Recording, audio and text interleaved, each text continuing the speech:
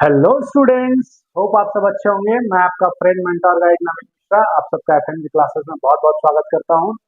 तो चलिए हम अपने मैथ्स के जर्नी को कंटिन्यू करते हुए आज क्लास 6 चैप्टर 4 के एक्सरसाइज 4.5 जो कि बेसिक ज्योमेट्रिक आइडियाज हैं उसके क्वेश्चंस करेंगे। ठीक है, before will start with the questions, मैं आपको ये बताना चाहता हूँ कि बच्चों के अंदर बहुत डर रहता है, फियर रहता है, काइंड ऑफ ए फोबिया रहता है मैथ्स का।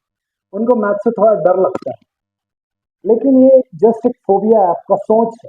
ये एक्चुअली सच नहीं है। सच क्या है?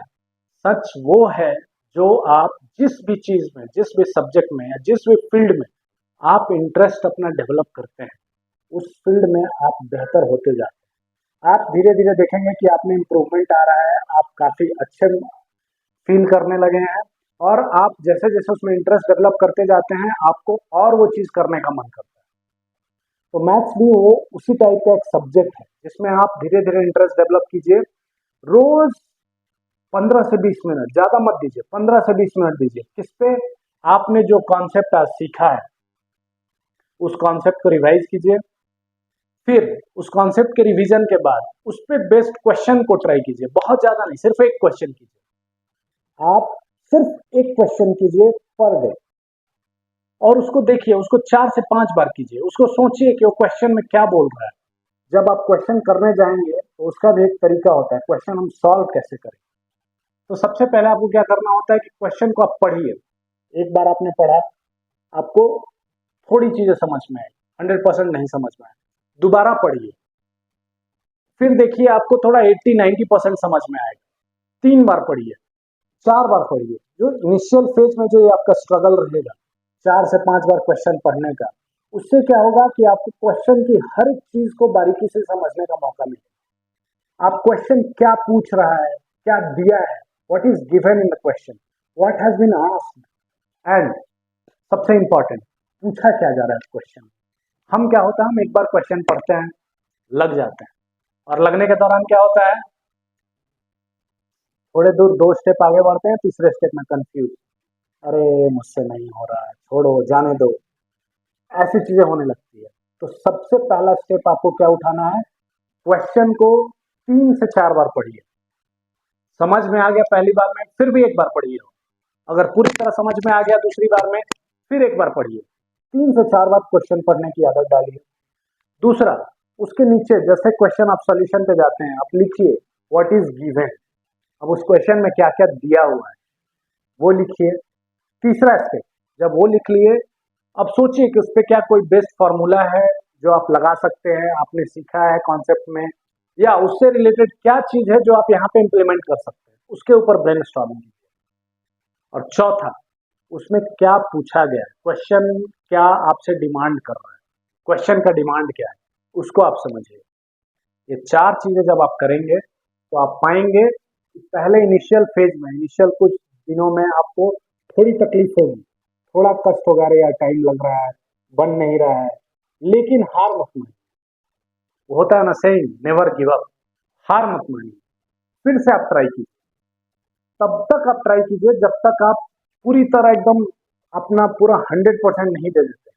जब आपको लगे कि आपने 100% दिया, उसके बाद भी क्वेश्चन नहीं बना, तब आप उसके सॉल्यूशन पे जाइए। और जब आप, मैं आपको ये गारंटी देता हूं कि आप ये अगर प्रोसेस 1 से 2 महीने किए तो आपका इंटरेस्ट जो मैथ्स में होगा एक अलग लेवल पे होगा, और आप अपने क्लास में एक बेहतर परफॉर्मेंस स्टूडेंट में आने लगेंगे। देखिए, मैथ्स एक ऐसा सब्जेक्ट है जो काफी स्कोरिंग है। आपने अगर मैथ्स के सवाल सही किए तो आपको 100% मार्क्स, अगर आपने गलत किया तो आपको 0 मिलेगा। अगर आप चाहते हैं कि आप बेहतरीन स्टूडेंट्स में अपना नाम शुमार करें तो मैथ्स और साइंस पे आपका कमांड होना ही चाहिए। बाकी सब्जेक्ट भी करना है, मैं ये नहीं बोल रहा हूँ कि बाकी सब्जेक्ट का वेटेज नहीं है, सारे सब्जेक्ट इंपॉर्टेंट है इक्वली आपके लिए, लेकिन जो मोस्ट सब्जेक्ट्स हैं जो आपके करियर में यूज होने वाले हैं, जो आपके करियर को बनाने में यूज होने वाले हैं, उसमें मैथ्स और साइंस बहुत इंपॉर्टेंट रोल प्ले करते हैं। ठीक है, आप इसको गलत वे में ना लें। एसएसटी जो आप सोशल साइंस पढ़ते हैं वो भी बहुत इंपॉर्टेंट है, मैं खुद यूपीएससी का स्टूडेंट रहा हूँ, तो ये एसएसटी का भी उतना ही इंपॉर्टेंस है जितना कि मैथ्स और साइंस का है। और अगर आप उस फील्ड में जाना चाहते हैं तो एसएसटी का वेटेज इवन ज़्यादा हो जाता है मैथ्स और साइंस से। लेकिन हाउएवर आप अगर इंजीनियरिंग फील्ड में या टेक्निकल फील्ड में कहीं भी अपना करियर बनाना चाहते हैं, उसके लिए मैथ्स और साइंस बहुत इंपॉर्टेंट है। आप मेरे साथ बने रहिए और धीरे धीरे मैं आपको इंटरेस्ट डेवलप करवाने सिखाऊंगा कि मैथ्स में इंटरेस्ट कैसे डेवलप करते हैं। मैं अपना भी स्टोरी बताऊंगा कि मैंने कैसे इसको टिल माई स्कूल टॉपर से लेके और कॉलेज में इंजीनियरिंग में कैसे मैंने मैथ्स में एक्सेल किया और बहुत अच्छे मार्क्स मेरे थ्रू आउट रहे हैं। ठीक है, तो चलिए हम स्टार्ट करते हैं क्वेश्चन नंबर 1, जो कि एक्सरसाइज 4.5 का है। चलिए हम एक बार आज वो सारे स्टेप्स फॉलो करते हैं। क्वेश्चन 1 क्या बोलता है? Draw a rough sketch. देखिए क्वेश्चन बोलता है कि ड्रॉ ए रफ स्केच, मतलब आपको एक रफ डायग्राम बनाना है, एक स्केच बनाना। तो सबसे पहले तो आपको क्या करना होगा? एक स्केच बनाना होगा। ऑफ क्या, किस चीज का स्केच आप बनाएंगे? क्वाड्रिलेटरल। क्वाड्रिलेटरल क्या है? PQRS। अच्छा, क्वाड्रिलेटरल, क्वाड्रिलेटरल मत से क्या आप समझते हैं? आपको स्क्वायर, रेक्टेंगल वो सब बोलते हैं तो आप इजीली ड्रॉ कर लेंगे, लेकिन क्वाड्रिलेटरल क्या होता है? क्वाड, क्वाड मतलब होता है चार। जैसे आपने क्वाड ग्रुपिंग के बारे में अगर आप न्यूज वगैरह देखते हैं तो सुना होगा। क्वाड मतलब चार, चार लाइंस मिलके क्वाड्रिलेटरल बनाती है। ठीक है, PQRS। अब बोल रहा है कि ड्रॉ इट्स डायगोनल। देखिए आपसे डिमांड क्या क्वेश्चन कर रहा है? पहला आप क्वेश्चन बता दिया कि आप ड्रॉ कीजिए क्वाड्रिलेटरल। अब क्वेश्चन का डिमांड यहाँ पे आ गया, इसके डायगोनल्स को भी आप ड्रॉ कीजिए। ये अभी क्वेश्चन बोल रहा है कि अभी आप क्वाड्रिलेटरल बनाइए, उसके डायगोनल्स का को भी ड्रॉ कीजिए। उसके बाद बोल रहा है कि नेम दे। अब जो डायगोनल आप बनाएंगे, डायगोनल जो बनाएंगे उसको आपको क्या करना है? नेम लिखना है, उसका नाम लिखना है कि वो कौन कौन से दो डायगोनल या चार डायगोनल जो भी बनेंगे वो कौन कौन से डायगोनल है। Is the meeting point of a diagonal in the interior और the exterior of a quadrilateral. मतलब क्या बोल रहा है? क्वेश्चन मैं आपको समझाता हूँ, आपको क्या करना है? जैसे क्वेश्चन आपने पढ़ा, एक बार में आपको समझ नहीं आया या आया भी तो 60-70%, आधा अधूरा है। आपको क्या करना है? क्वेश्चन को 2 बार, 3 बार, 4 बार तक पढ़ना है। और क्या गिवन है, गिवन आपको क्या दिया हुआ है इसमें देखिए। एक क्वाड्रिलेटरल का स्केच बनाना है, वो आपको गिवन है, उसका नाम लिखना है, उसको ड्रॉ करना है डायगोनल्स को। उसके बाद नाम लिखना है, उस क्वाड्रिलेटरल से पूछ क्या रहा है? व्हाट इज आस्क्ड, तो नेम दे, उसका नाम लिखना है आपको। और बोल रहा है कि जो क्वाड्रिलेटरल में दो डायगोनल जो मिल रहे हैं, क्या वो इंटीरियर ऑफ क्वाड्रिलेटरल है या एक्सटीरियर ऑफ क्वाड्रिलेटरल है? चलिए स्टेप बाय स्टेप हम जाते हैं। सबसे पहले हमें क्या बोला है? क्वाड्रिलेटरल ड्रॉ करो। क्वाड्रिलेटरल जैसा कि मैंने बताया, चार लाइन मिलके क्वाड्रिलेटरल बनाता है। ठीक है, अब चलिए ये दो लाइन सपोज कीजिए, एक लाइन ये हो गया, दूसरा लाइन ये हो गया, तीसरा लाइन ये हो गया और चौथा लाइन ये हो गया। अब आप नाम दे दें इनको PQRS। एक पॉइंट को आप P दे दें, दूसरे को Q दे दें, ठीक है, तीसरे को R दे दें और चौथे को S दे दें। एक सीक्वेंस में आपको जाना है, ठीक है, जिधर से भी आप जा रहे हैं एक सीक्वेंस में जाइए, PQRS। ठीक है, अब डायगोनल क्या होता है? तो जो दो एंड पॉइंट होते हैं, लॉन्गेस्ट पॉइंट होते हैं, अपोजिट पॉइंट, उनको आपको मिलाना होगा। दूसरा इसमें क्या बोला? Draw its diagonal. हमने क्या किया? पहला एक रफ स्केच बना दिया क्वाड्रिलेटरल का, उसका नाम दे दिया PQRS। अब दूसरा क्या बोल रहा है? Draw its diagonal. अब चलिए हम डायगोनल को ड्रॉ करते हैं। तो दो अपोजिट पॉइंट्स क्या होते हैं? अगर मिलते हैं तो वो एक डायगोनल बनाते हैं। तो एक डायगोनल हो गया QS, दूसरा अपोजिट पॉइंट क्या है? एक P एंड R है। ठीक है, अब देखिए इन दोनों का इंटरसेक्शन हो रहा है। अब देखिए क्वेश्चन, आप स्टेप बाय जा रहे हैं।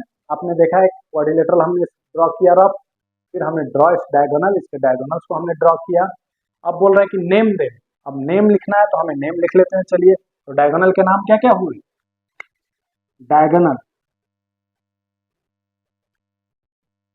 कौन कौन से हो गए? एक तो अपोजिट PR हो गया, एंड दूसरा डायगोनल क्या हो गया?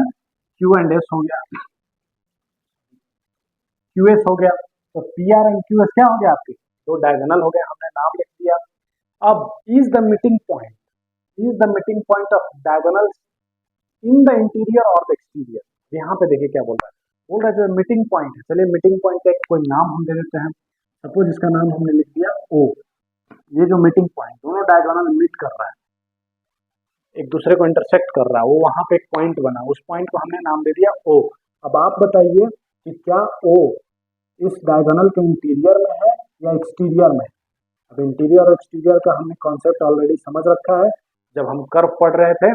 इंटीरियर मतलब, इंटीरियर जैसे हमारा घर हो गया कंसिडर कर लीजिए, तो घर के अंदर जो भी हुआ उसको इंटीरियर बोलेंगे, घर के बाहर जो भी हुआ उसको हम एक्सटीरियर बोलेंगे।